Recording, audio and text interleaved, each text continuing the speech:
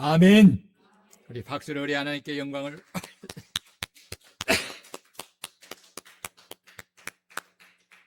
오늘 설교 제목을 다 같이 한번 크게 읽습니다. 시작. 예. 주님을 따르는 제자의 길. 사랑하는 성도 여러분, 여러분들은 인생을 살면서 여러분들의 인생에 가장 큰 영향력을 끼친 스승이 있으십니까? 철학의 조상이라고 불리는 이 플라톤은 스승 소크라테스를 누구보다도 깊이 존경했습니다. 소크라테스가 사형을 당할 때에도 제자들은 진리를 위해 죽음을 선택한 스승에 대한 존경과 감격으로 끝까지 그 곁을 지켰고, 플라톤은 나는 위대한 스승의 제자다라는 자부심과 기쁨으로 스승의 사상을 이어가는 사명감으로 스승의 가르침을 평생 기록하며 전했습니다. 공자의 제자 안희는 매우 가난했지만 공자의 가르침을 배우는 것, 그 자체를 최고의 기쁨으로 여겼고, 스승의 제자가 된 것을 자기 인생의 최고의 복이라고 했습니다. 그렇다면 우리는 이 소크라테스와 공자와 비교할 수 없는 예수 그리스도의 제자가 되었는데, 스승에 대한 어떤 존경과 어떤 기쁨과 어떤 감격과 어떤 자부심과 어떤 사명을 가지고 스승이신 주님이 가신 그 길을 제자로서 따라가고 있습니까? 예수님은 그리스도로서 공생애를 시작하면서 가장 먼저 하신 일이 복음을 전하여 구원한 자들을 제자 삼는 일을 하였습니다. 그 이유는 제자들에게 당신이 이루신 복음을 위탁하여 온 세상을 구원하기 위함입니다. 그래서 제자 삼는 일은 예수님에게 가장 중요한 일이었던 것입니다. 예수님은 공생애 3년 동안 12제자와 함께 생활하며 그들에게 복음을 가르쳤고, 그들에게 본을 보이시며 당신을 대신하여 제자들을 마을들에 보내시고 전도하게 하시고, 십자가의 구속을 부활을 통해 완성하신 후에 승천을 앞두고 제자들에게 명령하시기를, 너희는 온 천하에 다니며 만민에게 복음을 전파하라고, 그리고 믿는 그 제자들을 에게 가르쳐서 당신이 부모한 것을 지켜 행하게 하라고 하셨습니다. 예수를 믿어 구원받은 모든 그리스도인은 다 그리스도의 제자인 줄로 믿습니다. 그런데 교회 안에는 예수님을 믿는 사람은 많지만 실상 예수님을 따르는 제자의 길을 가는 사람은 그리 많지 않다는 것입니다. 예수님은 단순히 믿는 자를 부르는 것이 아니라 당신의 가르침을 받고 그 가르침을 따라 살아가는 제자로 부르신 것입니다. 그런데 많은 사람이 예수를 믿는다고 고백하지만 실제로 예수님을 따라가는 제자의 길을 가지 않는다는 것입니다. 믿음은 입술의 고백으로 시작될 수 있지만 예수님을 따라가는 제자의 삶은 반드시 삶의 방향과 선택을 바꾸는 결단이 있어야 시작할 수가 있는 것입니다. 오늘 본문은 그리스도의 사역에 있어서 매우 중요한 전환점입니다. 예수님은 베드로의 신앙 고백을 듣고서 처음으로 당신이 그리스도로서 가야 하는 길은 종교 지도자들에게 버림을 받아 많은 고난을 받고 십자가에 죽으시고 제3일에 다시 살아나는 부활에 대하여서 분명하게 말씀하시면서 동시에 당신을 따르는 제자의 길이 무엇인가를 제자들에게 가르쳐 주고 있습니다. 여러분, 제자란 무엇입니까? 제자는 헬라어 마데테스인데 이는 단순히 배우는 사람을 말하는 것이 아니라 스승을 따르는 사람, 스승의 삶을 본받는 사람, 스승의 길을 함께 가는 사람을 말합니다. 제자는 예수님의 가르침을 받고 예수님의 생각과 마음과 삶을 본받고 예수님이 지고 가신 십자가의 길을 자신도 자기 십자가를 지고 고난을 받으며 스승을 따라가는 사람을 제자라고 하는 것입니다. 예수님은 본문에서 이렇게 말씀하십니다. 아무든지 나를 따라오려거든. 이 말씀은 선택적 근면이 아니라 예수님을 믿고 따르는 모든 사람에게 주어진 절대적인 기준입니다. 무엇을 말하는 것입니까? 예수님의 제자는 반드시 예수님을 따라가야 하는 삶을 살아야 한다는 것입니다. 이것이 제자의 길이지요. 여러분은 예수를 믿기만 하는 사람입니까? 아니면 예수님을 따라가는 예수님의 제자입니까? 안타까운 것은 많은 사람이 예수님을 믿으면서도 제자로서 제자의 길을 걷기보다는 육신의 편안함과 풍요로운 축복만을 기대한다는 것입니다. 그러나 예수님은 너희가 진정 나를 믿는 나의 제자라면 나를 따라 제자의 길을 걸으라고 말씀하고 있습니다. 오늘 우리는 본문의 말씀을 통해 예수님을 따르는 참된 제자의 길이 무엇인가를 바로 알고 주님을 따르는 제자의 길을 올곧게 걸어가는 우리 성도들이 되기를 주의 이름으로 축원합니다. 축원합니다. 내가 예수님으로 말미암아 구원을 받고 예수님의 제자가 되었다는 것은 내 인생의 가장 큰 기쁨이고 내 인생의 최고의 자랑이고 최고의 축복인 것입니다. 여러분 아멘이십니까? 여러분 정말 중요한 거예요. 내가 예수님으로 말미암아 구원을 받았다는 사실, 그리고 예수님의 제자가 되었다는 것, 여러분 내 인생의 가장 큰 기쁨이에요. 가장 내 인생의 즐거움이요 최고의 자랑이요 가장 축복인 것입니다. 예수님은 21절에서 당신이 그리스도로서 가야 할 길을 처음으로 분명하게 밝히십니다. 자기가 예루살렘에 올라가 장로들과 대제사장들과 서기관들에게 많은 고난을 받고 죽임을 당하며 제3일에 살아날 것을 분명하게 명확하게 말씀하셨습니다. 여기서 중요한 단어가 헬라어로 데이인데 이는 반드시 무엇을 해야 한다는 뜻입니다.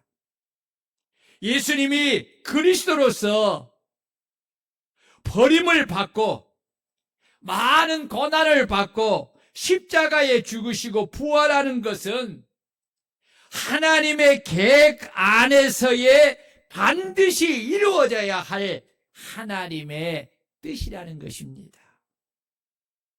그리고 여기서 많은 고난은 헬라어로 플라파데인인데, 이는 단순한 고통이 아니라 지속적인 다양한 고난을 말합니다.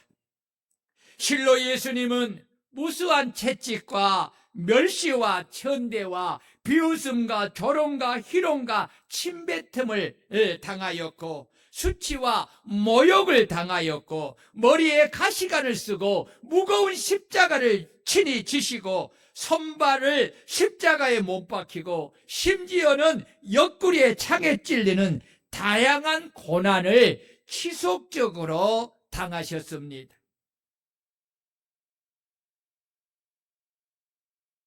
여러분, 이렇게 한 사람들이 누구입니까?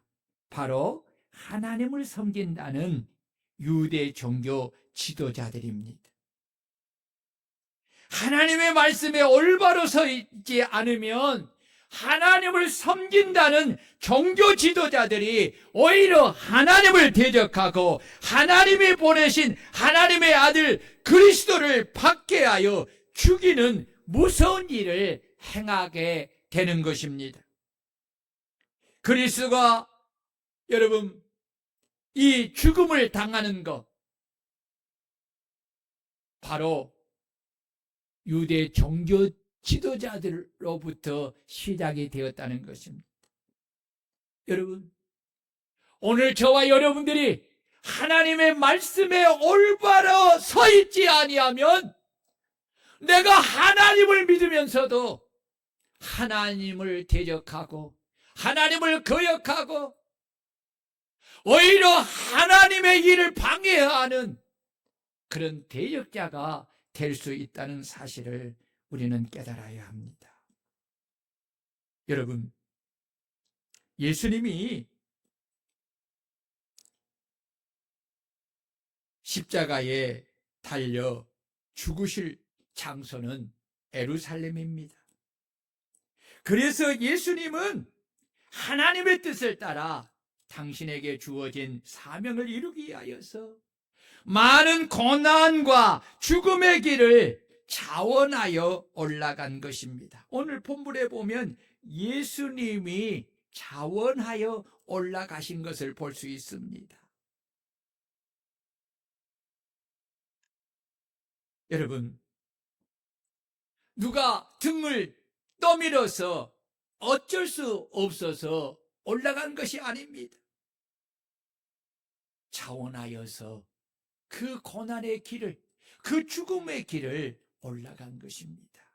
이것이 바로 사명자의 참된 모습입니다. 우리 예수님은 하나님의 구원 계획을 따라 이 땅에 오셨고, 그 구원의 계획을 이루기 위하여서 받아야 할 다양한 많은 고난과 죽음을 피하지 아니하시고 친히 예루살렘으로 올라가셨고, 그리스도로서 받아야 할 다양한 많은 고난을 다 받으시고 십자가를 친히 지시고 죽으시는 그리스도의 길을 가셔서 하나님의 구원 계획을 이루신 것입니다. 이것은 당신을 믿고 따르는 제자들이 반드시 숙명적으로 가야 할 제자의 길이 무엇인가를 친히 본을 보여 주신 것입니다. 여러분, 우리가 그리스도의 제자로서 가야 될 사명의 길이 있습니다. 우리는 그 사명의 길을 가는 데 있어서 우리의 모델이 바로 예수님이십니다. 예수님이십니다. 우리는 예수님처럼 우리에게 준 그 사명의 길을 갈 때 억지로 마지 못해서 누가 등 떠밀어서 가는 것이 아니라 예수님처럼 자원하여서 우리가 그 사명의 십자가를 지고 주님을 따르는 제자의 길을 가야 할 줄로 믿습니다. 베드로는 그리스도가 가야 할 길을 오해하여서 예수님 앞을 강하게 가로막았습니다. 22절을 보면 베드로가 예수를 붙들고 항변하여 이르되 주여 그리 마옵소서 일이 결코 주께 미치지 아니하리이다. 여기서 붙들고는 프로슬라 보메노스인데 가까이 데려오다, 따로 붙잡는다라는 의미입니다. 이는 베드로가, 잘 들으세요. 이는 베드로가 예수님을 단순히 말한 것이 아니라 예수님을 따로 데리고 가서 예수님이 하시려는 그 행동을 저지하려고 했다는 것입니다. 제자가 스승을 따르는 것이 아니라 오히려 스승을 자신의 생각을 따라 통제하려고 했다는 것입니다.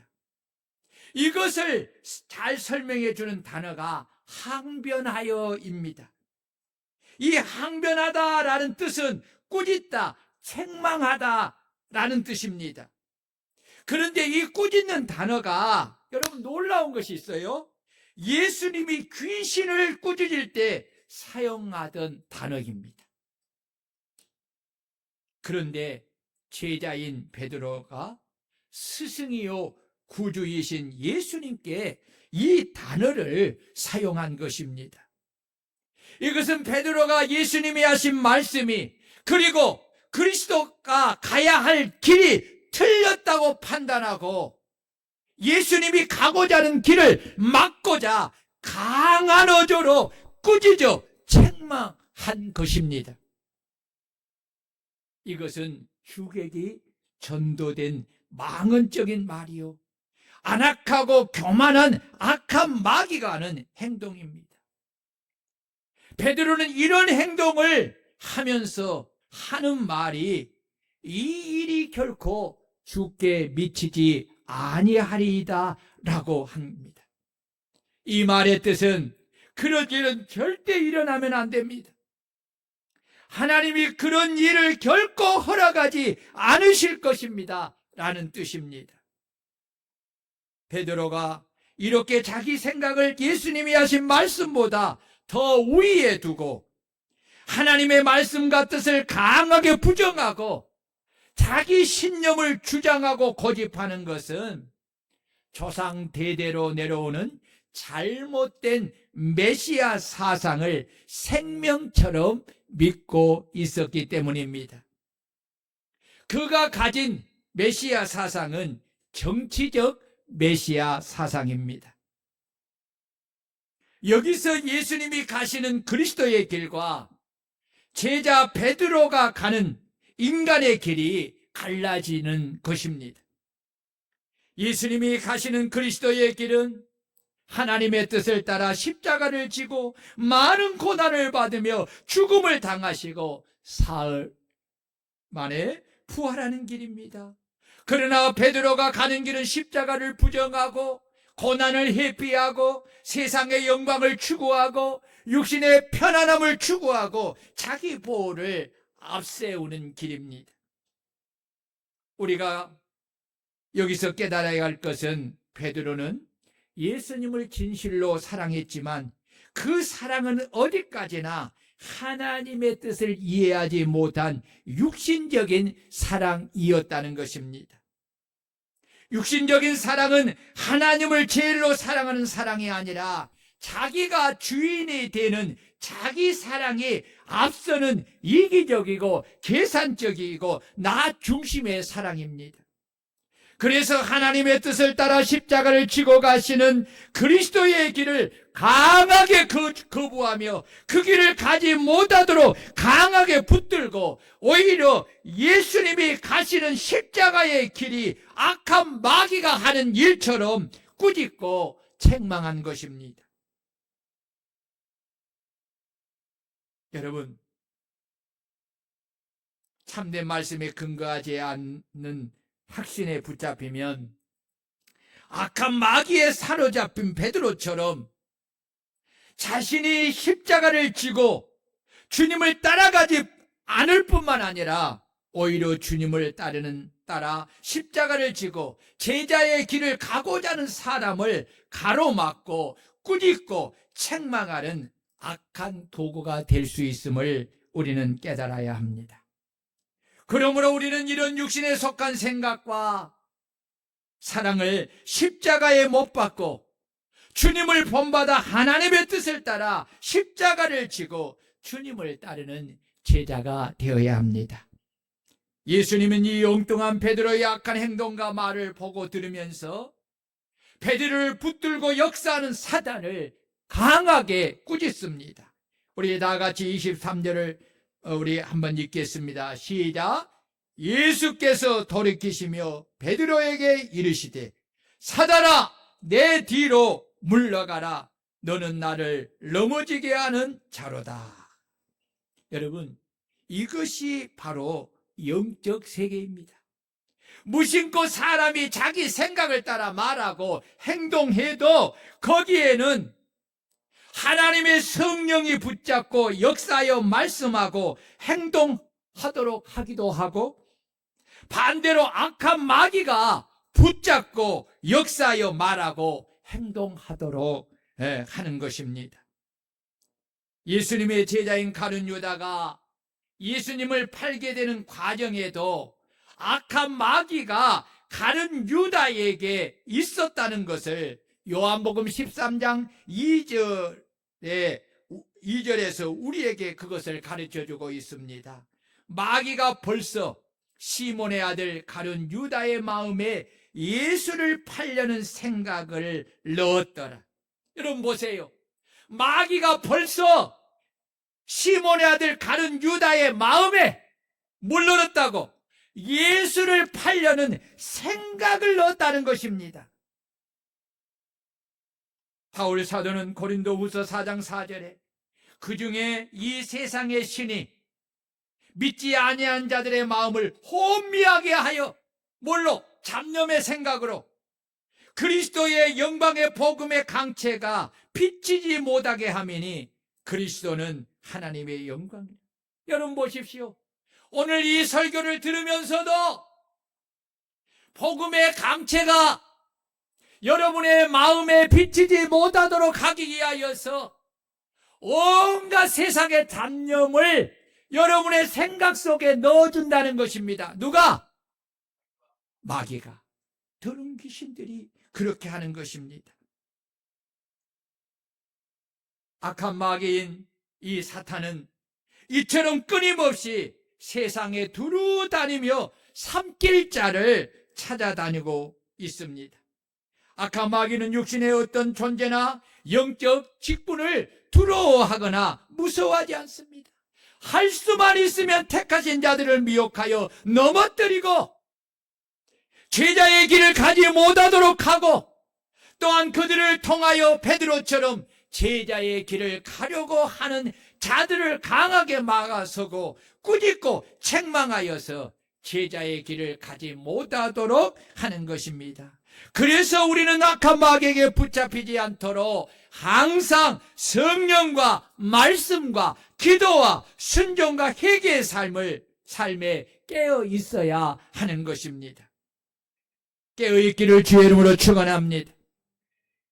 예수님께서 돌이키시며 라고 하였는데 이는 단순한 방향 전환이 아니라 강한 의지적 반응으로 예수님은 베드로가 하는 말을 가볍게 넘기지 아니하시고 즉각적이고 단호한 반응으로 베드로에게 사단아 내 뒤로 물러가라고 하신 것입니다. 이는 단순히 떠나가라는 것이 아닙니다. 제자의 자리로 돌아가라는 뜻입니다. 사단에게 붙잡혀 사단의 도구가 되어 예수님 앞에서 그리스도가 가는 길을 막지 말고 제자로서 뒤에서 따르라는 것입니다.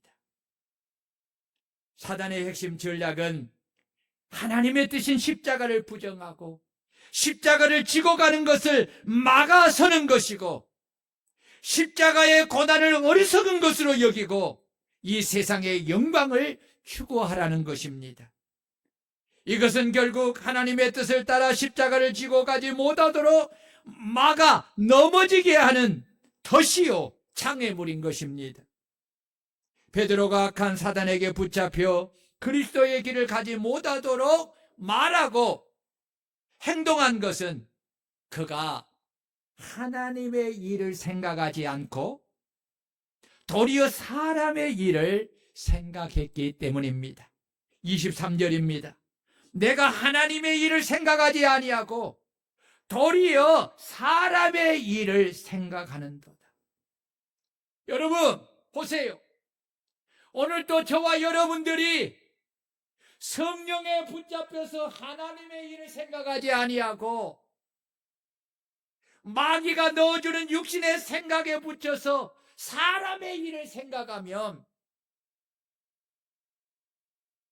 그리스도가 가는 그 길을, 그리고 내가 가야 될 그 제자의 길을 가지 못하도록 막아서는 사단의 도구가 된다는 것입니다. 아멘. 여러분, 그래서 악한 마귀에게 이 생각을 사용하도록 허용해서는 안 됩니다. 악한 마귀는 스쳐 지나가듯이 육신의 생각을 집어넣는 것입니다. 악한 마귀는요, 사람을 가리지 않습니다. 직분을 가리지 않습니다. 내가 깨어있지 않을 때에 나도 모르는 사이에 육신의 생각을 슬그머니 여러분 넣어주는 것입니다. 문제는 생각은 스쳐 지나가는 것이 아니라 그 생각은 반드시 마음의 한 곳에 암처럼 자리를 잡는 것입니다. 그래서 우리는 항상 성령께 우리의 생각을 넣어주도록 깨어 있어야 합니다. 성령 하나님이나 악한 마귀나 영적 존재는, 잘 들으세요, 영적 존재는 동일하게 사람과 동행하며 사람의 생각을 따라 그 마음을 지배하고 그 마음을 따라 행동하게 하는 것입니다. 내 생각과 마음이 성령께 붙들리면 성령의 사람이 되어 성령의 열매를 맺고, 악한 마귀에게 생각과 마음이 붙잡히면 온갖 죄악의 육신의 열매를 맺는 삶을 살게 되는 것입니다. 그래서 바울 사도는 로마서 8장 5절 이하에서 육신을 따르는 자는 육신의 일을, 영을 따르는 자는 영의 일을 생각하나니, 잘 들으세요, 육신의 생각은 사망이요 영의 생각은 생명과 평안이니라. 육신의 생각은 하나님과 원수가 되나니 이는 하나님의 법에 굴복하지 아니할 뿐 아니라 할 수도 없습니다. 육신에 있는 자들은 하나님을 기쁘시게 할 수 없느니라 라고 한 것입니다. 그러므로 우리는 우리의 생각이 성령에 속한 생각을 하는가, 아니면 악한 마귀가 넣어주는 육신의 생각을 하는가를 늘 살펴서 육신의 생각을 쫓아내고 성령의 생각을 마음에 품어야 합니다. 아멘. 특히 주님의 몸된 교회를 섬기는 일꾼들은 말하고 행동할 때에 내가 하는 생각과 말과 행동이 성령의 생각을 따라 하나님의 일을 생각하고 말하고 지금 행동하는가, 아니면 악한 마귀가 넣어주는 육신의 생각을 따라 사람의 일을 생각하고 하는 것인가를 잘 살피고 오직 성령의 생각을 따라 하나님의 일을 생각하고 말하고 행동하는 그런 일꾼들이 되어야 하는 것입니다.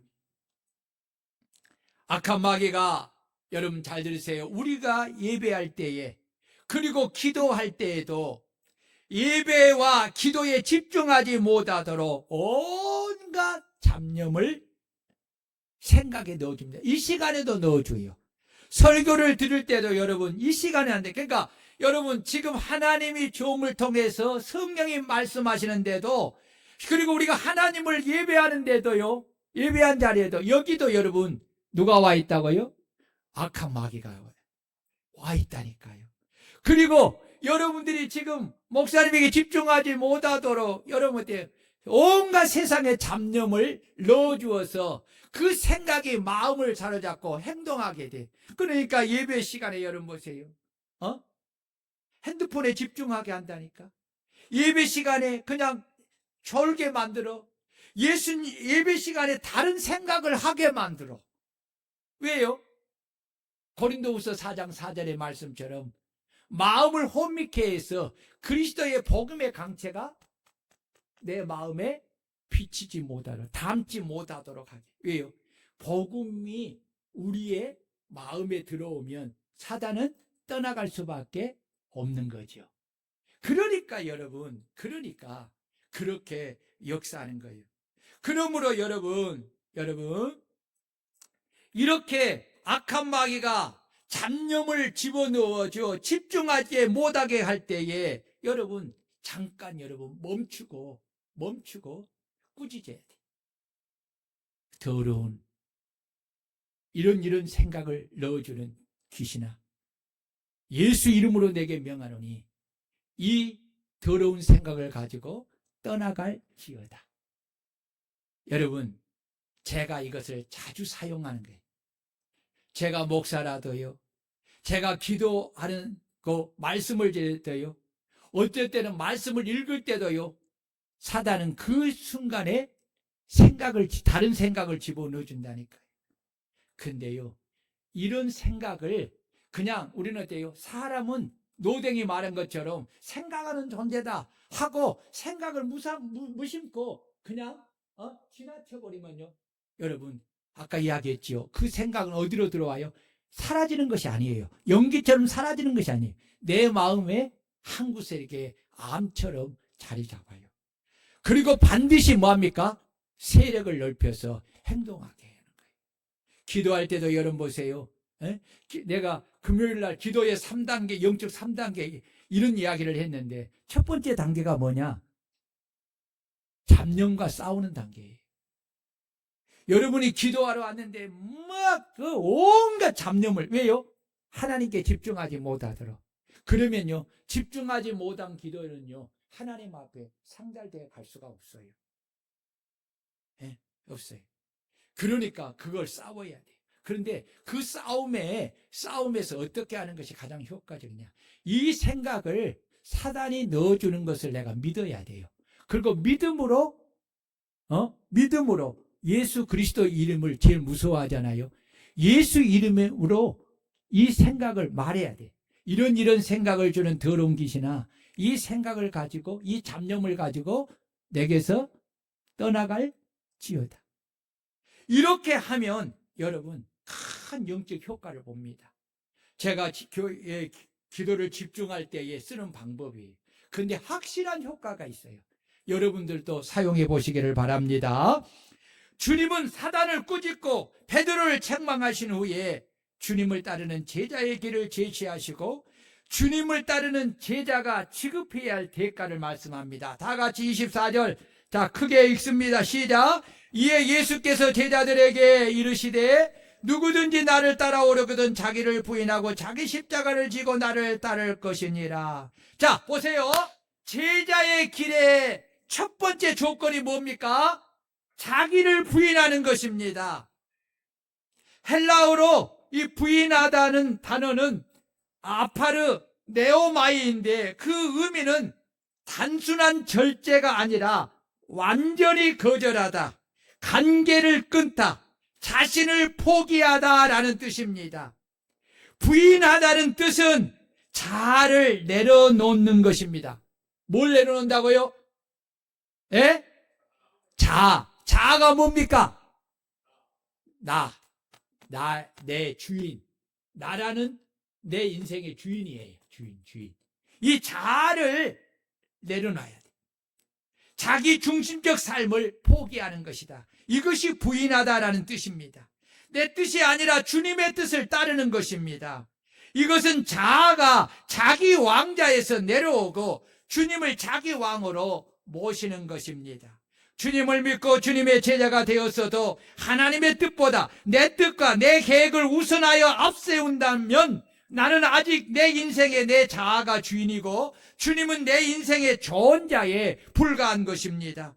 주님을 따르는 주님의 제자는 자기가 자기 인생의 주인됨을 부정하고 그 왕자의 자리에서 내려와야 합니다. 그래야만 내 중심적 삶을 내려놓고 주님의 제자로서 주님이 따라오라고 하신 그 제자의 길을 갈 수가 있습니다. 여러분, 자, 주님을 따르는 제자로서 첫 번째 조건이 뭐라고요? 자기를 부인하는 것입니다. 두 번째 조건은 자기 십자가를 져야 합니다. 자, 여기서 십자가는 스타로우스인데, 당시 십자가는 단순히 고난이 아니라 죄인을 처형하는 도구로서 고난과 죽음을 상징합니다. 십자가는 하나님의 뜻을 이루는 가장 중요한 도구입니다. 그래서 십자가는 주님의 뜻을 이루기 위한 많은 고난을 감수하는 삶, 하나님의 뜻을 위해 죽는 삶, 날마다 내 자아를 십자가에 못 박는 삶을 말합니다. 그렇다면 제자가 반드시 지고 가야 하는 자기 십자가는 무엇을 말하는 것입니까? 잘 들으세요. 여튼 십자가가, 자기 십자가가 뭔 줄을 모르면 어떻게 지고 가요? 자, 잘 들으세요.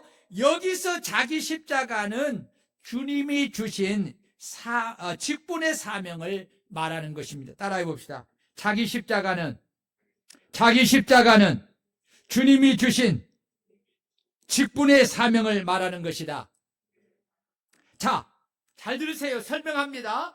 여기서 직분은 예수 그리스도를 믿고 세례를 받아 구원을 얻은 모든 성도에게 주시는 사명입니다. 모든 성도에 주신 사명입니다. 세 가지 있습니다. 잘 들으세요. 이 사명은 첫째, 따라해 봅시다. 자신을 위하여 살지 말고 오직 자신을 구원하신 예수 그리스도를 위하여 살라는 사명이다. 설명하지 않습니다. 둘째, 주님 따라합니다. 주님의 몸된 교회의 지체로서 주님의 몸된 교회를 사랑으로 헌신하며 봉사함으로 섬기라는 사명이다. 셋째, 온 세상에 가서 복음을 전파하여 믿는 자들을 구원하고 그들을 제자 삼아 가르쳐 지키게 하라는 복음 전도와 선교의 사명이다. 잘 기억해야 합니다. 자기 십자가가 무엇인가를 모르면 어떻게 지고 따라가겠어요? 자기 십자가는 오늘 여러분들에게 말해주는 이 세 가지입니다. 세 가지.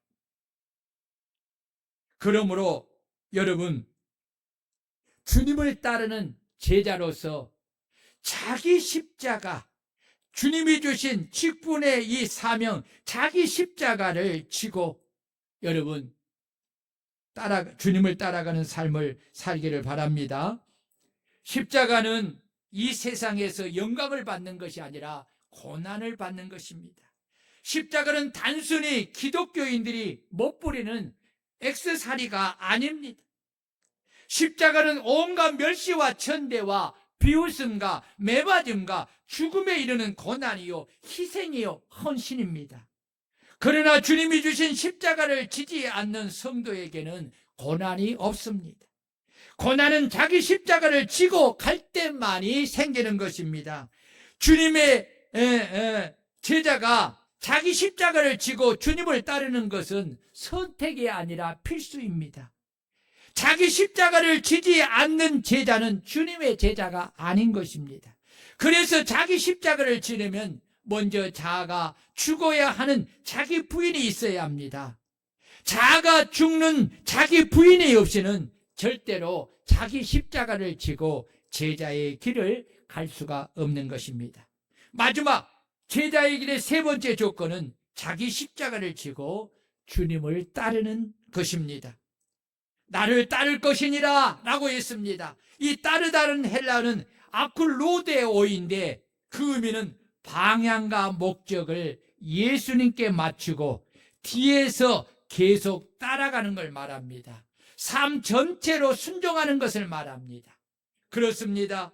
주님을 따르는 것은 자아를 죽이고 주님의 제자로서 자기에게 주신 사명의 십자가를 지고 내 삶의 방향과 목적을 오직 나를 구원하시고 나를 제자로 삼으신 예수님께 맞추어서 예수님 뒤에서 계속 예수님을 따라가는 것입니다.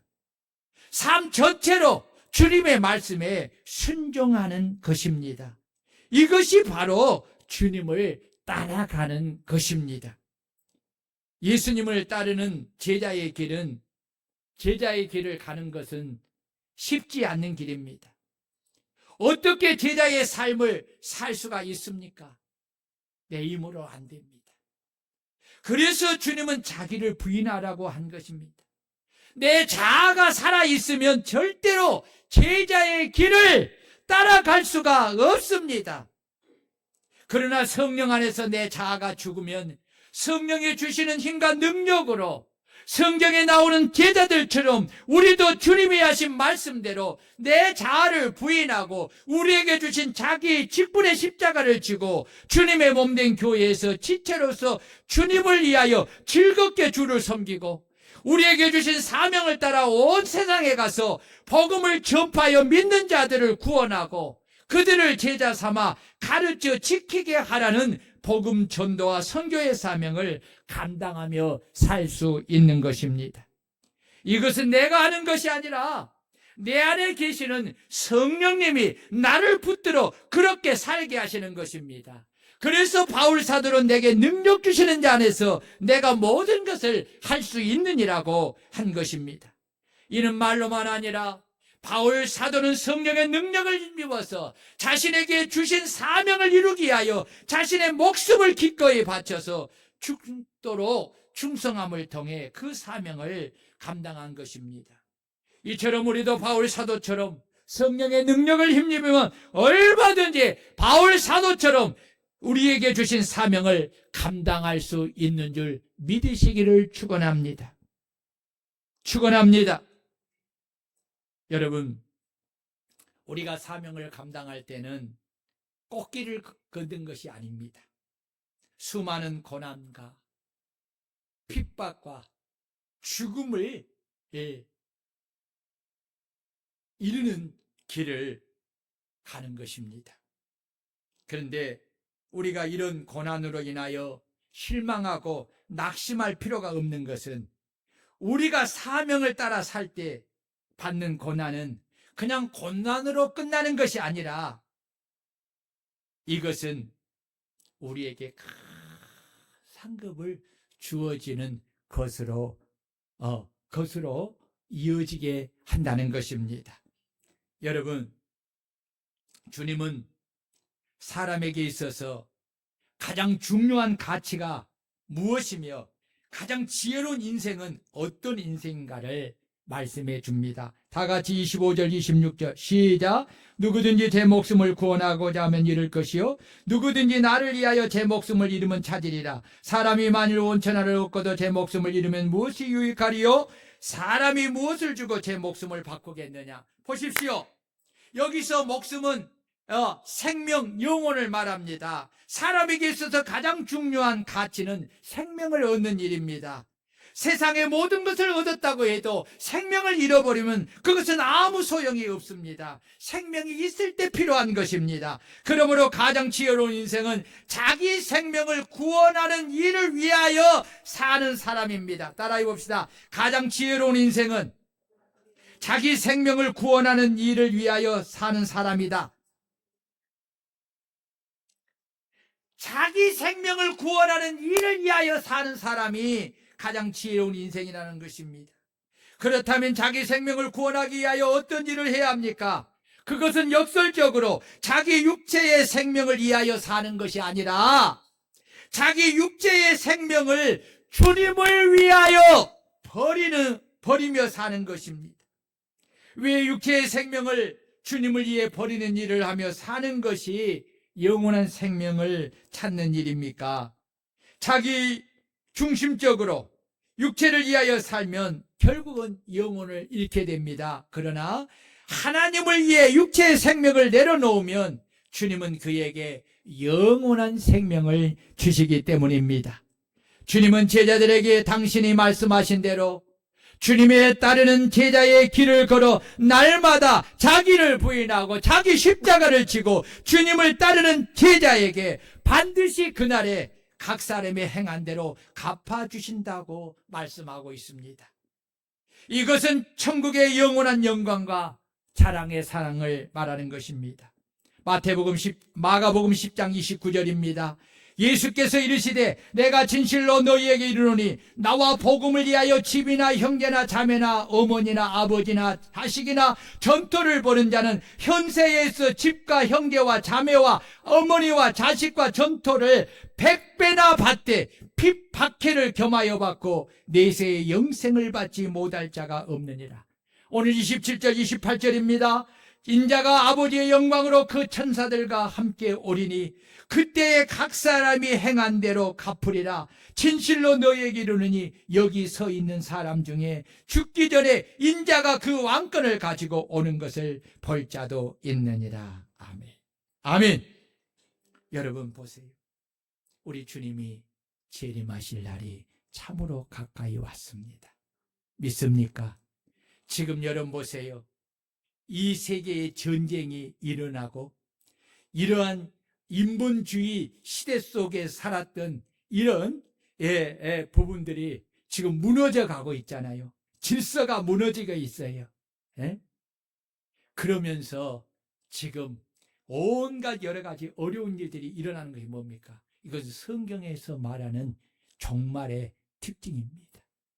우리 주님이 재림하십니다. 아멘.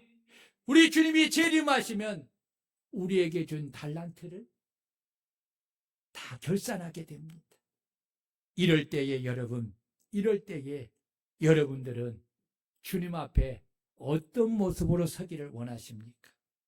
정말 주님으로부터 칭찬과 상을 받는 그런 자리에 서기를 원하십니까? 아니면 책망과 형벌을 받는 그런 자리에 서기를 원하십니까? 오늘 여러분 보십시오. 누가 복을 받습니까? 각 사람의 행한 대로 갚아준다고 했어요. 여러분, 주님의 제자로서 자기를 부인하고 자기 사명의 십자가를 지고 여러분 충성되게 여러분 그 사명을 안수하는 일에 여러분 올인할 수 있는 저와 여러분들이 되시기를 바랍니다. 주님은 불의하지 않습니다. 저와 여러분들이 주님을 위해 섬긴 그 모든 그 일을 기억하시고 그날에 갚아주시는 것입니다. 문제는 무엇입니까? 주님이 말씀하신 것처럼 들어보세요. 이르되 우리가 너희를 향하여 피리를 불어도 너희가 춤을 추지 않고 우리가 슬피 울어도 너희가 가슴을 치지 아니함과 같도다. 아무리 하나님의 말씀을 전하여도 말씀을 아멘하여 마음에 담지 않고 그 말씀을 따라 행하지 않는 것이 이 시대의 가장 큰 문제입니다. 분명한 것은 하나님이 하신 말씀은 변함이 없고 불변하기에 반드시 노아 때처럼 이루어지고 성취되어지게 된다는 것입니다. 결론을 맺습니다. 여러분 보세요. 제자의 길은 쉽지가 않습니다.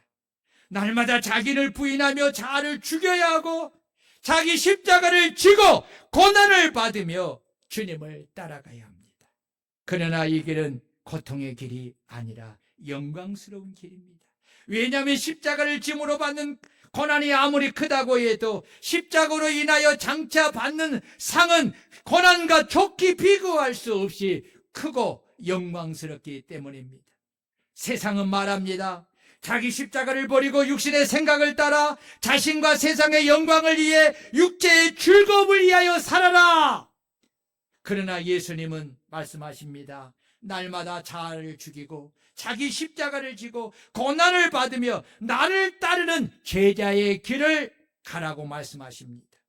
오늘 우리는 주님의 말씀을 따라 제자의 길을 가는 것을 선택하여 영생을 얻느냐 아니면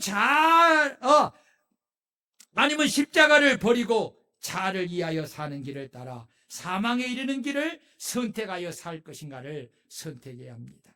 여러분은 어떤 길을 선택하시기를 원하십니까? 주님께서 우리를 위하여 모든 고난을 당하시고 십자가에 죽으시고 우리를 구원하신 것은 우리를 제자 삼아 당신이 가신 그 십자가의 길을 따라 오게 하여 그로 하여금 우리가 영원한 영광과 생명을 누리게 하기 위함입니다. 그러므로 우리는 주님이 약속하신 말씀을 온전히 믿고 주님의 제자로서 주님을 본받아 주님을 따르는 제자의 길을 가기 위하여 날마다 내 자아를 부인하여 죽이고 내게 주신 직분의 사명의 십자가를 지고 끝까지 주님을 충성되게 따라가는 제자가 되어서 그날의 주님으로부터 칭찬과 상을 받는 주님의 제자가 되기를 주의 이름으로 축원합니다. 우리 다 같이 통성으로